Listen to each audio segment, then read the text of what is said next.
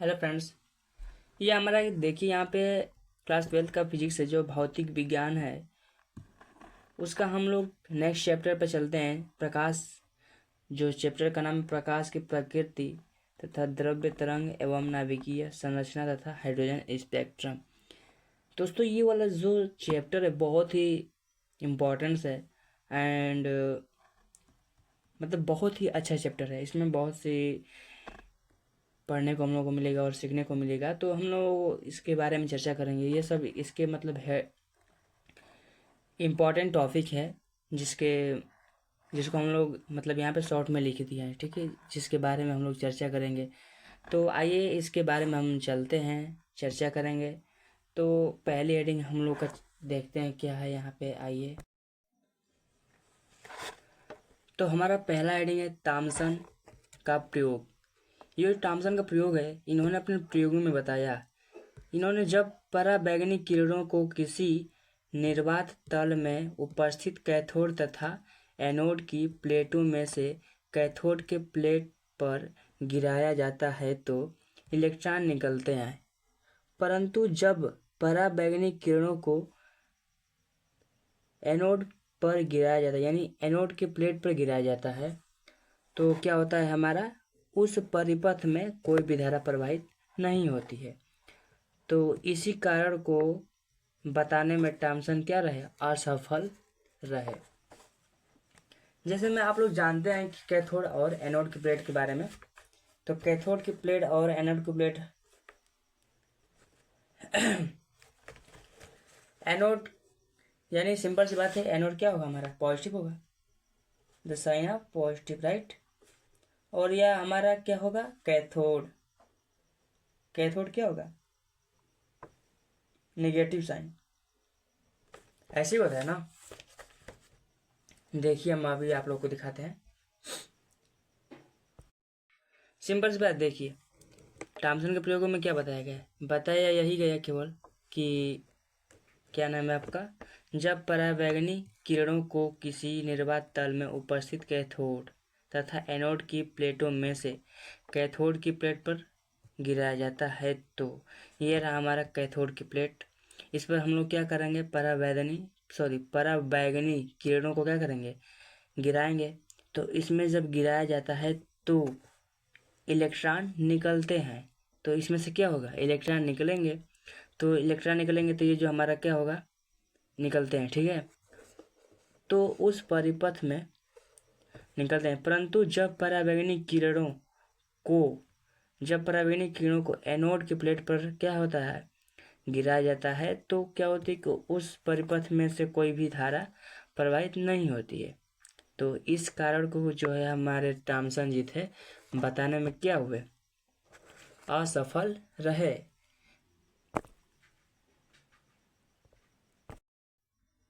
ठीक इन्हीं के बाद लेनार्ड तथा मिल्टन का प्रयोग आता है।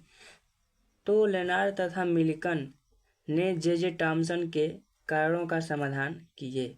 उन्होंने बताया कि जब कैथोड की प्लेट पर पराबैंगनी किरणों को गिराया जाता है तो उससे निकलने वाले इलेक्ट्रॉनों को एनोड की प्लेट के द्वारा क्या कर लिया जाता है, आकर्षित कर लिया जाता है, जिससे परिपथ पूर्ण हो जाती है। परंतु इसके ठीक विपरीत पराबैंगनी किरणों को एनोड की प्लेट पर गिराया जाता है तो एनोड की प्लेट के द्वारा आकर्षित कर लिए जाते हैं, जिससे परिपथ अपूर्ण हो जाता है। कैथोड की प्लेट ऋणावेशित तथा एनोड की प्लेट धनावेशित होती है। ये हम लोग मतलब ये वाला हम आपको पहले ही बताया कि नहीं, क्या होता है हमारा, कैथोड की प्लेट ऋणावेशित तथा एनोड की प्लेट धनावेशित होती है। तो इसमें देख रहे हैं आप लोग क्या बताया गया है कि इसमें बताया यही गया है कि 1 मिनट, इसमें बताया गया है लेनार्ड तथा मिल्टन के प्रयोग में बताया गया है कि जब क्या होता है, इन्होंने जे थॉमसन का मतलब कारणों का समाधान किया। इन्होंने बताया कि जब कैथोड के प्लेट पर क्या होता है, पराबैंगनी किरणों को हम क्या होते हैं मतलब गिराते हैं। तो जब पराबैंगनी किरणों को इस पर गिराते हैं तो क्या होता है, इलेक्ट्रॉन निकलता है। तो जब इलेक्ट्रॉन निकलता है तो इसमें मतलब इलेक्ट्रॉन ये वाला प्लेट जो है क्या कर देता है, आकर्षित कर लेता है, जिससे परिपथ क्या हो जाता है, पूर्ण हो जाता है। तब पूर्ण होने के साथ साथ क्या होता है, इसमें धारा प्रवाहित होने लगती है। और इन्होंने मतलब क्या था थॉमसन का प्रयोग में कि जब इस पर हम लोगों को क्या होता था, प्रकाश जब गिराते थे तो कोई भी इलेक्ट्रॉन नहीं निकलता था। तो उन्होंने यही बताया कि क्यों नहीं निकलता था, बट हुआ क्या कि ये जो प्लेट है ना, इसी के द्वारा क्या हो जाता, इलेक्ट्रॉन को आकर्षित कर लिया जाता था, और इसके प्लेट के द्वारा क्या हो जाता, प्रतिकर्षित कर दिया जाता था। इसीलिए परिपथ क्या होती थी कि पूर्ण नहीं हो पाती थी। इसी वजह से क्या होती थी कि धारा मतलब धारा का प्रवाहित नहीं हो रहा था। बस यही इसमें बताया गया है। और नेक्स्ट हमारा आइंस्टीन का प्रकाश वैद्युत प्रभाव। प्रकाश ऊर्जा इन्होंने बताया कि मतलब क्या होती है, प्रकाश जो होती है हमारी क्या होती है, प्रकाश ऊर्जा छोटे छोटे पैकेट अथवा बंडल के रूप में क्या होता है, चलता है, जिसे फोटॉन, समझ रहे हैं, फोटॉन कहते हैं। तथा एक फोटॉन की ऊर्जा क्या होती है, एच न्यू होती है। ओके। जब प्रकाश किसी धातु की सतह पर गिरता है तो धातु की सतह से इलेक्ट्रॉन निकलते हैं। धातु की सतह से क्या होते हैं, इलेक्ट्रॉन निकलते हैं। इसी घटना को हम क्या कहते हैं, प्रकाश का वैद्युत प्रभाव कहते हैं। I hope clearly you are understand this topic. So आइए एक बार फिर से हम आप लोग को अच्छे से समझाते हैं कि प्रकाश की जो ऊर्जा होती है, प्रकाश ऊर्जा होती है, ये क्या होती है। आइंस्टीन के अनुसार प्रकाश ऊर्जा क्या होती है, छोटे छोटे पैकेट अथवा बंडल के रूप में क्या होती है, चलती है, जिसे हम क्या कहते हैं, फोटॉन कहते हैं। तथा उन्होंने बताया कि एक फोटॉन की ऊर्जा क्या होती है, एच न्यू होती है। जब प्रकाश किसी धातु की सतह पर गिरता है तो धातु की सतह से इलेक्ट्रॉन निकलते हैं। क्या होते हैं, धातु की सतह से इलेक्ट्रॉन निकलते हैं। और जो धातु की सतह से इलेक्ट्रॉन निकलते हैं, इसी घटना को हम प्रकाश का वैद्युत प्रभाव कहते हैं। ओके या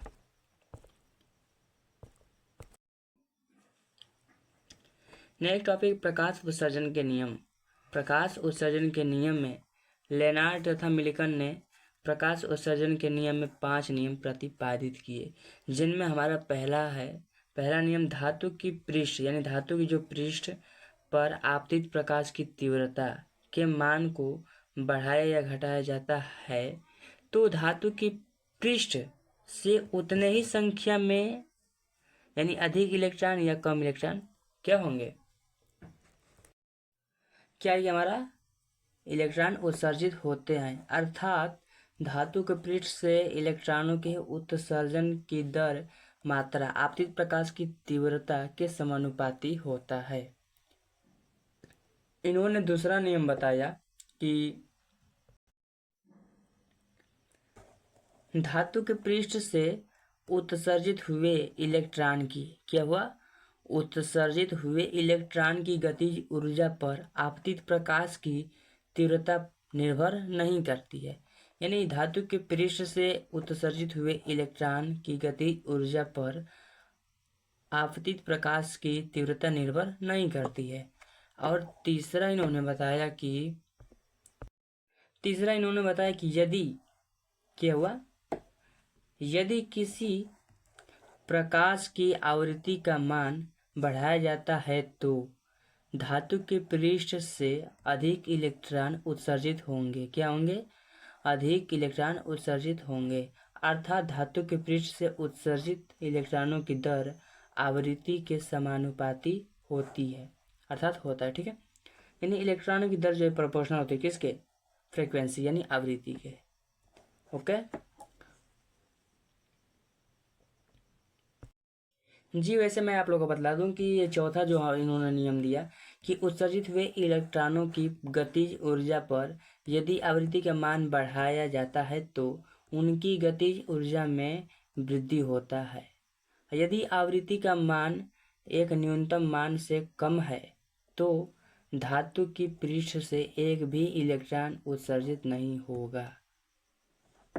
आया समझ में आप लोगों को। इन्होंने 5वां जो नियम दिया, किसी धातु के पृष्ठ पर ज्यों ही प्रकाश आपतित होता है त्यों ही धातु के पृष्ठ से इलेक्ट्रॉन उत्सर्जित होने लगते हैं। अर्थात धातु के पृष्ठ पर प्रकाश के गिरने तथा धातु के पृष्ठ से इलेक्ट्रॉन को निकलने में समय की कोई पाबंदी नहीं होती है। यानी जो ही इलेक्ट्रॉन मतलब क्या होगा, हमारा धातु की सतह पर प्रकाश पड़ेगा, तुरंत क्या होगा कि धातु की सतह से इलेक्ट्रॉन क्या होगा, उत्सर्जित होने लगेगा। यही बताया गया है कि मतलब धातु के पृष्ठ से इलेक्ट्रॉन को निकलने में समय की कोई क्या होती है, पाबंदी नहीं होती है। नेक्स्ट है हमारा टॉपिक है जिसका नाम है क्या है, दहली ऊर्जा तथा दहली आवृत्ति। That is it's okay. देखिए यहाँ पे दिया कि दी गई वह न्यूनतम ऊर्जा जो किसी धातु की सतह से इलेक्ट्रॉन को उत्सर्जित कर सके दहली ऊर्जा कहलाती है। यानी जब हम क्या करते हैं कि जो क्या होता है, हमारा धातु होती है, धातु की सतह से इलेक्ट्रॉन को जब उत्सर्जित करना होता है तो हम लोग जो ऊर्जा देते हैं तो वही क्या होती है, दहली ऊर्जा कहलाती है। और वह न्यूनतम आवृत्ति जो किसी धातु की सतह से इलेक्ट्रॉन को उत्सर्जित करने में क्या होती है, सहायक होती है, वह न्यूनतम आवृत्ति कहलाती है। इसे न्यू नॉट से क्या करते हैं, प्रदर्शित करते हैं। समझ में आया आप लोगों को? तो चलते हैं नेक्स्ट टॉपिक पे। नेक्स्ट टॉपिक है हमारा आइंस्टीन का ऊर्जा समीकरण। क्या है, आइंस्टीन का ऊर्जा समीकरण जो है हमारा, आइंस्टीन ने जो बताया कि आइंस्टीन ने अपने क्या किया, प्रयोगों में यह सिद्ध किया कि जब एक फोटॉन धातु की सतह पर गिरता है तो धातु के अंदर उपस्थित उनमें से किसी एक इलेक्ट्रॉन को अपनी संपूर्ण ऊर्जा देकर स्वयं का विनाश कर लेता है। यानी आप लोग इसे अच्छे से समझिए, ये कहना क्या चाह रहा है। कहना यही चाह रहे हैं कि आइंस्टीन ने मतलब अपने प्रयोगों में क्या किया, ये इन्होंने सिद्ध किया कि जब एक फोटॉन धातु की सतह पर गिरता है तो धातु के अंदर उपस्थित उनमें से किसी एक इलेक्ट्रॉन को अपनी संपूर्ण ऊर्जा देकर स्वयं का विनाश कर लेता है तथा ऊर्जा प्राप्त कर इलेक्ट्रॉन अपनी ऊर्जा को दो रूपों में क्या करता है, खर्च करता है।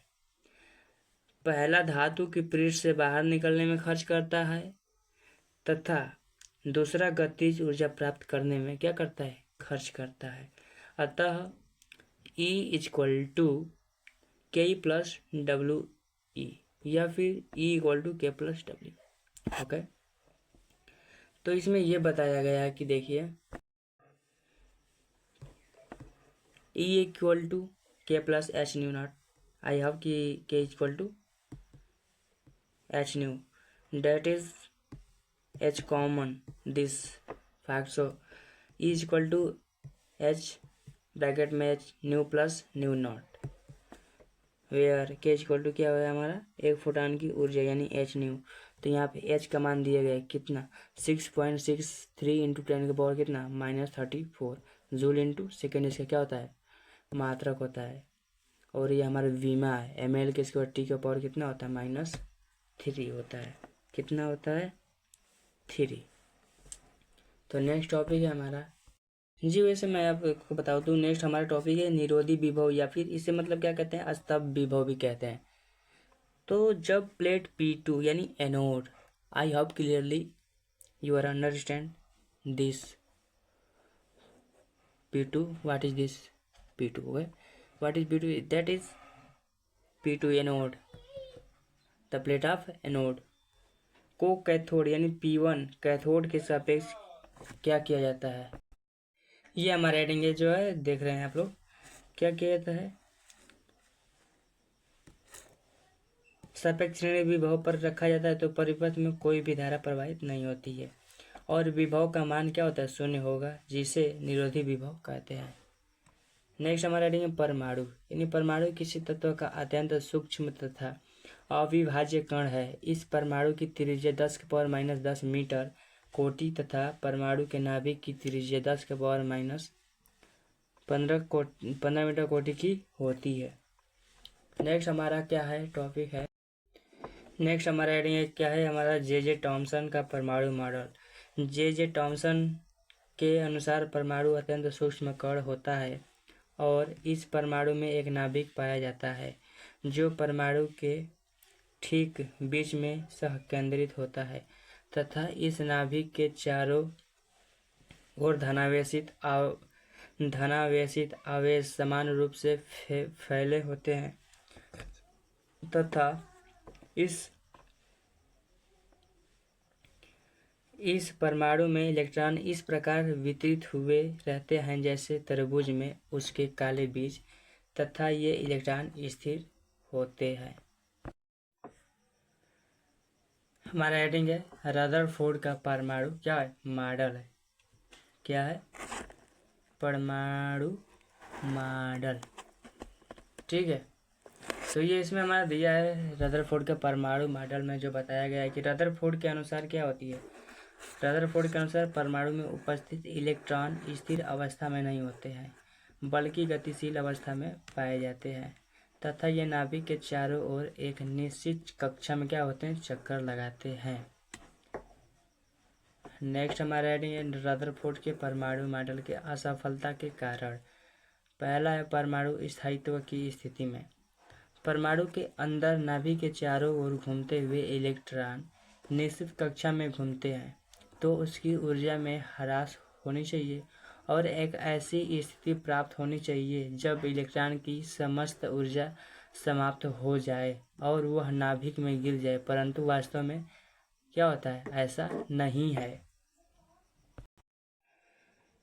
स्पेक्ट्रम की व्याख्या करने में दूसरा क्या है स्पेक्ट्रम की व्याख्या करने में यदि परमाणु के अंदर इलेक्ट्रॉन नाभिक के चारों ओर चक्कर लगाता है तो उसकी स्पेक्ट्रमी रेखाएं सतत यानी जारी होनी चाहिए, परंतु इलेक्ट्रॉन की स्पेक्ट्रमी रेखाएं सतत न होकर के रेखीय पाया जाता है। इस कारण को रदरफोर्ड ने स्पष्ट नहीं कर पाया। हमारा नेक्स्ट हेडिंग है नील्स बोहर का नियम।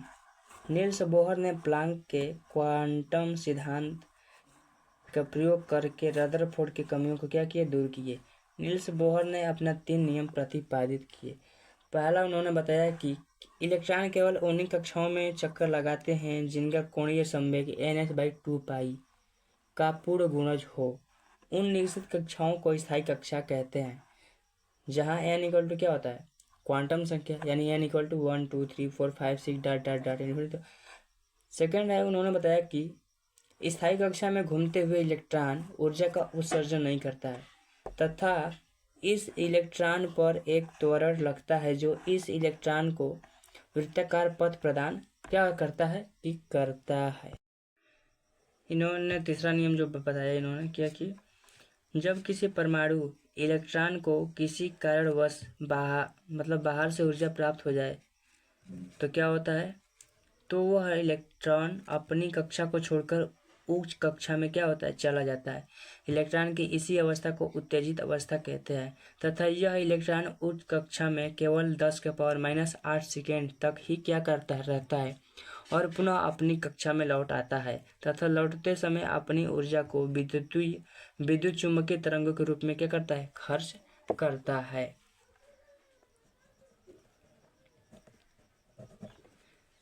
तो यहाँ पे दिया गया है आपको देखिए E2 - E1 equal to h nu तो nu equal to E2 - E1/h ये इक्वल टू क्या होता है एच न्यू। आइए नेक्स्ट टॉपिक पे चलते हैं। हाइड्रोजन सदिश परमाणु के लिए बोहर की परिकल्पना। इसमें देखिए ये जो हम लोग टॉपिक लिखा है इसकी हम लोग क्या करेंगे इसमें से इसका मान हम निकालेंगे। ठीक है, तो इसलिए आप देख ही रहे हैं क्या है हमारा परमाणु मॉडल यानी हाइड्रोजन सदिश परमाणु के लिए बोहर की परिकल्पना करना होता है। तो हम लोग ने इसमें दिया है देखिए त्रिज्या अभिकेंद्र बल यानी F = mv²/r तथा स्थिर वैद्युत आकर्षण बल F' = 1/4πε0 E × Ze/r²। सिंपल सी बात है कि यहाँ पे देखिए E² हो जाएगा तो यही यहाँ पे दिया गया है कि देखिए जी। वैसे मैं आप लोगों को बिल्कुल बता दूँ देखिए यहाँ पे बिकॉज F = F' इसलिए mv²/r = 1/4πε0 Ze² r²। तो यहाँ पे होगा हमारा एम बी के square equal to 1/4 pi epsilon naught Z ई के स्क्वायर बाई आर। ये हमारा इक्वेशन क्या है, फर्स्ट है। बिकॉज हम जानते हैं कि तो इसमें बताया गया है कि इसलिए हमारे समीकरण 1 में समीकरण 2 का क्या करने से वर्ग करके क्या करेंगे, भाग करेंगे, ठीक है। तो इसमें बताया गया कि एम बी के स्क्वायर बाई एम का स्क्वायर वी के स्क्वायर इंटू आर के square equal to 1/4 pi epsilon naught into z ई के square by r by N के स्क्वायर एच के स्क्वायर बाई 4 पाई के स्क्वायर। तो यहाँ पे देखिए बताया गया कि यहाँ पे 1 के एम बी के square equal to 1/4 pi epsilon naught Z ई के square by r into 4 pi के स्क्वायर बाई एन के स्क्वायर एच के स्क्वायर। यहाँ पे देखिए 4 पाई से 4 पाई कैंसिल आउट हो जाएगा, तो यहाँ पे क्या बचेगा, 1 पाई बचेगा। और यहाँ पे देखिए और कुछ कट रहा है, यार चार कैंसिल आउट हो जाएगा और कुछ कट मतलब नहीं होगा, ठीक है। यहाँ पे देखिए 1 के R equal to M pi Z ई के स्क्वायर बाई एन के स्क्वायर एच के स्क्वायर एप्सिलॉन नॉट।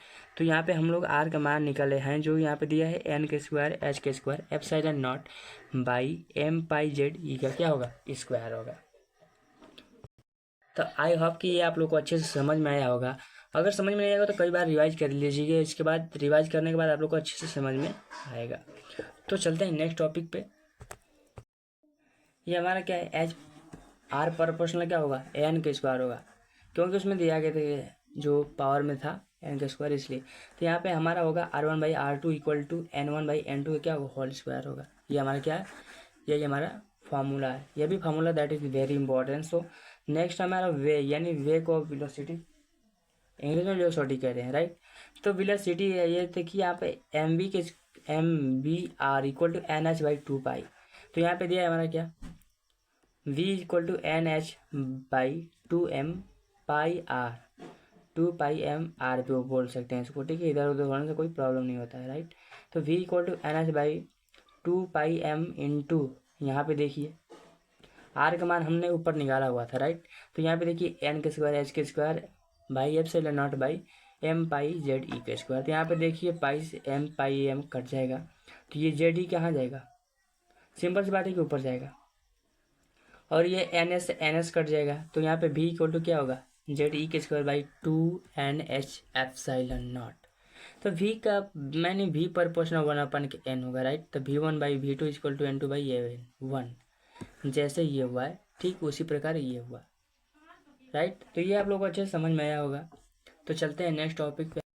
तो नेक्स्ट है हमारा देखिए स्थिति ऊर्जा, U equal to -1/4 pi epsilon naught Z ई के स्क्वायर हो जाएगा, राइट, बाई आर। इक्वेशन हमारा क्या होगा फर्स्ट। नेक्स्ट हमारा U इक्वल टू समीकरण 1 में जो है आर का क्या करेंगे, मान रखने पर। तो यहाँ पे देखिए U equal to -1/4 pi epsilon naught Z ई के स्क्वायर बाई एन के स्क्वायर एच के square epsilon naught into M pi Z E का स्क्वायर। तो जेड ई का स्क्वायर यहाँ पे हो गया, तो यहाँ पे देखिए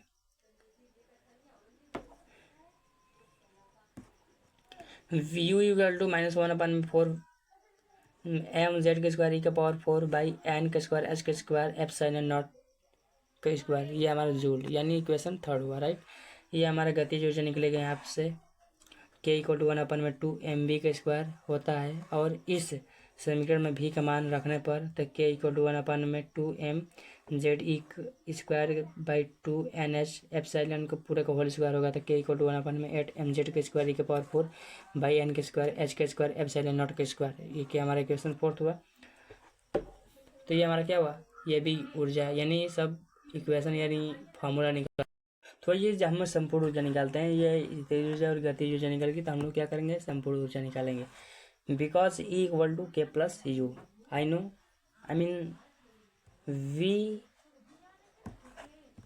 have E equal to K plus U, therefore E equal to 1/8 यानी 1/8 एम जेड के स्क्वायर ई के पावर 4 बाई एन के स्क्वायर एच के स्क्वायर एप्सिलॉन नॉट का क्या होगा, whole square minus 1/4 M Z का square E to the power 4 by N के स्क्वायर एच के स्क्वायर एप्सिलॉन नॉट का स्क्वायर। यहाँ पे देखिए कॉमन है, ठीक है, कुछ कॉमन है तो कुछ कॉमन लेंगे, तो ये यहाँ पे आएगा हमारा E equal to 1/4 pi 4 M Z के स्क्वायर ई के पावर 4 बाई एन का स्क्वायर एच का स्क्वायर एप्सिलॉन नॉट का क्या होगा, हमारा होल स्क्वायर होगा। तो यहाँ पे दिया है हमारा कि E इक्वल टू, इसमें से कॉमन लेते ये देखिए -1/2 आएगा, तो इसको हम लोग क्या करेंगे, तो -1/8 mz² e⁴ बाई n के स्क्वायर h के स्क्वायर एप्सिलॉन नॉट के स्क्वायर, ये हमारा इक्वेशन फर्स्ट हुआ। तो ई प्रोपोर्शनल 1/n के स्क्वायर, या इसको देख रहे हैं n के स्क्वायर यही है, तो ई प्रोपोर्शनल 1/n के स्क्वायर, तो ये हमारा क्या होगा E1/E2 = n2/n1 का क्या होगा होल स्क्वायर हो गया। यही हमारे क्या है संपूर्ण ऊर्जा। ये देखिए हमारा बताया गया कि उत्तेजित अवस्था में ऊर्जा, यदि निम्न कक्षा में इलेक्ट्रॉन की ऊर्जा E1 तथा उच्च कक्षा में ऊर्जा क्या होगी E2 तथा कक्षाएं क्रमशः n1 व n2 हों, तो यहाँ पे दिया E1 = -1/8 mz² e⁴ by n1 के स्क्वायर h के स्क्वायर एप्सिलॉन नॉट के स्क्वायर। इक्वेशन हमारा ये कितना हुआ 6 हुआ। और E2 = -1/8 mz² e⁴ by n2 के स्क्वायर h के स्क्वायर एप्सिलॉन नॉट के स्क्वायर, ये हमारा इक्वेशन 7 हुआ। इसलिए उत्तेजित अवस्था में क्या होगी ऊर्जा, तो E2 - E1 होगा, तो equal to -1/8 mz² e⁴ by n2 के स्क्वायर h के स्क्वायर एप्सिलॉन नॉट का स्क्वायर प्लस 1/8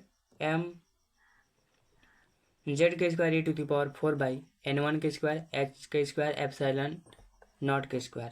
तो यहाँ पे देखिए कुछ इसमें से कॉमन लेंगे हम लोग, जिसको यहाँ पे हमने ले रखा है, राइट। तो यहाँ पे हमने कॉमन लिया कि 1/8 mz² e⁴ बाई ये हमारा क्या हुआ h के स्क्वायर एप्सिलॉन नॉट के स्क्वायर। यहाँ पे देखिए 1/n1 के स्क्वायर माइनस 1/n2 के स्क्वायर। आई मीन देखिए यहाँ पे ये जो आप जानते हैं कितना किस बराबर है r के बराबर।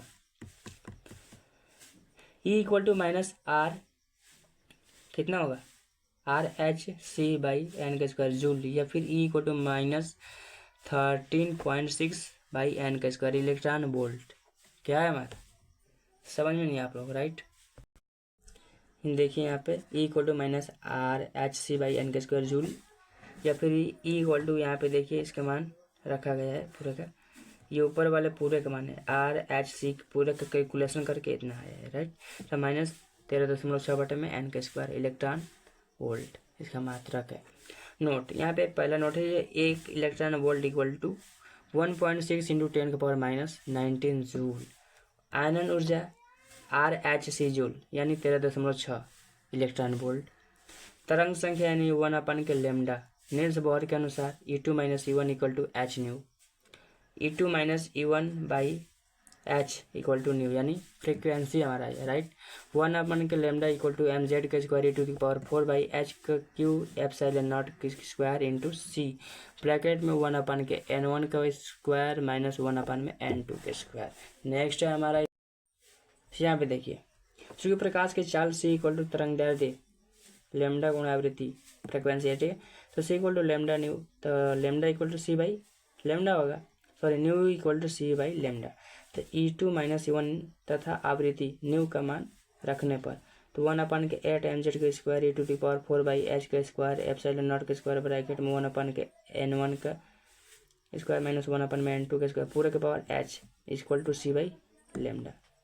तो यही यहाँ पे किया गया है कि देखिए 1/λ = mz² e⁴ बाई h के पावर 3 एप्सिलॉन के पावर 2 c अब पूरे का सॉरी इंटू 1/ ब्रैकेट में 1/n1 के स्क्वायर माइनस 1/n2 के स्क्वायर।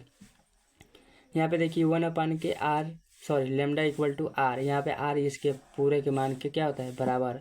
तो यहाँ पे हो गया हमारा और z का स्क्वायर ब्रैकेट में 1/n1 के स्क्वायर माइनस 1/n2 के स्क्वायर। वेयर यानी जहाँ r क्या है हमारा वर्ग नियतांक है, जिसका मान 1.097 इंटू 10 के पावर कितना होता है 7 होता है। ये क्या होती है प्रति मीटर होता है। r = 1/8 me⁴ by h³ epsilon nought के स्क्वायर इंटू c प्रति मीटर। हमारा नेक्स्ट है विविक्तर ऊर्जा। परमाणु के अंदर नाभिक के चारों ओर घूमते हुए इलेक्ट्रॉन बाहरी ऊर्जा को hν की गुणज के रूप में क्या करते हैं ग्रहण करते हैं। यही दी गई बाह्य ऊर्जा ही विविक्तर ऊर्जा कहलाती है, जैसे hν 2hν 3hν ... नेक्स्ट हमारा हाइड्रोजन सदिश स्पेक्ट्रम।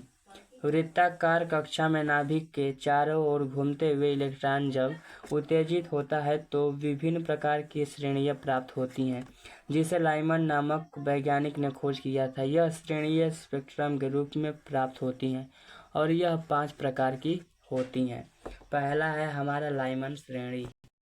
लाइमन श्रेणी में बताया गया कि जब इलेक्ट्रॉन उच्च कक्षा से पहली कक्षा में आता है तो उसकी स्पेक्ट्रमी रेखाएं पराबैंगनी क्षेत्र में प्राप्त होती हैं तथा इस प्रकार के श्रेणी को लाइमन श्रेणी कहा जाता है। लाइमन श्रेणी में n1 = 1 तथा n2 = 2, 3, 4, 5 डॉट डॉट डॉट होता है। इसलिए 1 के लैम्डा यानी तरंग संख्या =z² r ब्रैकेट में 1 n1² माइनस 1/n2²। तो 1 में लैम्डा =z² r ब्रैकेट में 1/1² माइनस 1/n2²। दूसरा है बामर श्रेणी। जब क्या होता है, इसमें दिया है कि जब इलेक्ट्रॉन उच्च कक्षा से दूसरी कक्षा में आता है तो उसकी स्पेक्ट्रमी रेखाएं दृश्य भाग में प्राप्त होती हैं तथा इस प्रकार श्रेणी को बामर श्रेणी कहते हैं। बामर श्रेणी में n1 = 2 होता है और n2 = 3, 4, 5 होता है।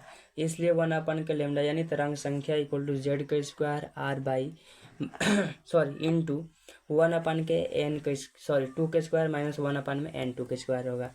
तो हमारा देखिए अल्फा के लिए क्या होगा, n1 = 2 और n2 = 3 होगा और h बीटा के लिए n1 = 3 और n2 = 4 होगा। h गामा के लिए n1 = 4 और n2 = 5 होता है। तो ये आप लोग को अच्छे समझ में आया होगा। अगर नहीं समझ में आया है तो फिर एक बार और आप लोग इसे पढ़ सकते हैं। एक बार क्या आप लोग जितने बार रिवाइज करेंगे अच्छे से आप लोगों को तैयार होगा और आप लोग अच्छे से क्लास 12 का एग्ज़ाम दे सकते हैं। तो दोस्तों ये हमारा जो नोट्स है बहुत मेहनत करके बनाया गया है, इसलिए हम आप लोग को दे रहे हैं आप लोगों को। तो आप लोग अच्छे से इसे पढ़िए और अच्छे से एग्ज़ाम दीजिए। देखिए नेक्स्ट है हमारा ब्रैकेट श्रेणी। क्या ब्रैकेट श्रेणी, इन जब इलेक्ट्रॉन उच्च कक्षा से चौथी कक्षा में क्या आता है तो उसकी स्पेक्ट्रमी रेखाएं अवरक्त भाग में क्या होती हैं, प्राप्त होती हैं तथा इस श्रेणी को ब्रैकेट श्रेणी कहते हैं। ब्रैकेट श्रेणी में n1 = 3 और n2 = 4, 5, 6, 7 डॉट डॉट होता है। इसलिए 1 के लैम्डा यानी तरंग संख्या =z² r ब्रैकेट में 1/3² माइनस 1/n2² होगा। नेक्स्ट हमारा फुंड श्रेणी, यानी जब इलेक्ट्रॉन उच्च कक्षा से पाँचवीं कक्षा में आता है तो उसकी स्पेक्ट्रमी रेखाएं अवरक्त भाग में प्राप्त होती हैं। तो फुंड श्रेणी में n1 = 5 होता है और n2 = 6, 7 होता है। तो यहाँ पे होगा हमारा 1 के लैम्डा यानी तरंग संख्या =z² r ब्रैकेट में 1/5² माइनस 1/n2²। तो n2² यहाँ पे जो मान रखेंगे उसके अनुसार हो जाएगा। ठीक है, यहाँ पे देखिए कुछ दिया गया है हमारा, इस लेसर कहते हैं इसे। इसका फुल फॉर्म होता है light amplified by stimulated emission of radiation, यानी इसे हिंदी में कहते हैं विकिरण के विदीपक उत्सर्जन द्वारा प्रकाश का प्रवर्धन। इसका ये मतलब फुल एम है, जैसे ये आप लोगों को एग्जाम में पूछ सकता है मल्टीपल चॉइस क्वेश्चन में। सो नेक्स्ट हमारा मेजर, यानी microwave amplified by stimulated emission of radiation. इसे हिंदी में हम कहते हैं विकिरण के उद्दीपक उत्सर्जन द्वारा माइक्रो तरंगों का प्रवर्धन। नेक्स्ट हमारा है आयनन ऊर्जा। इसमें हमारा है आयनन ऊर्जा, यानी किसी परमाणु को आयनित करने के लिए दिया गया ऊर्जा ही आयनन ऊर्जा कहलाता है।